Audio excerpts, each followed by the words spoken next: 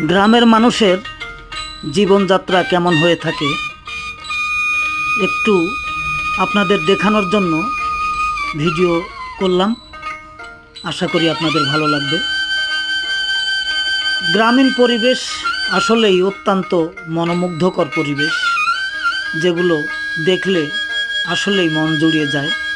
দেখুন কে কোথায় কিভাবে কাজ করছে, পোয়াল শুকানোর কাজ করছে রাস্তায়। বিশেষ করে পোয়ালের মধ্যে থেকে ধান কিভাবে বের করে বাতাস থেকে,